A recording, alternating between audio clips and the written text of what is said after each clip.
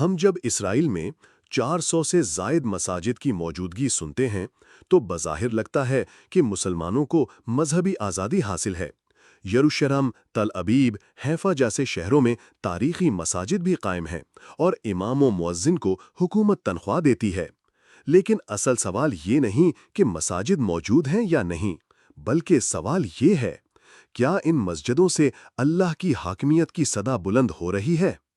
اسرائیل نے درجنوں مساجد کو بند کیا، بعض کو بارز و میوزیمز میں بدلا اور اسلام کو صرف عبادت تک محدود کر دیا۔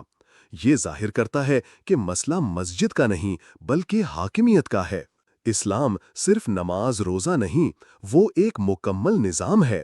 جب تک مسجدوں کے میناروں سے اذان خلافت بلند نہ ہو، وہ مینار صرف روحانی اطمینان کا ذریعہ ہوں گے، اسلامی انقلاب کا نہیں۔ خوشی مساجد کی تعمیر پر نہیں، اللہ کے نظام کے نفاذ پر ہونی چاہیے، خواہ وہ مسلمان ملک ہو یا غیر مسلم۔ جب تک اللہ کی حاکمیت زمین پر قائم نہیں ہوتی، ہر عبادت بس ایک رخصت ہے، کامیابی نہیں۔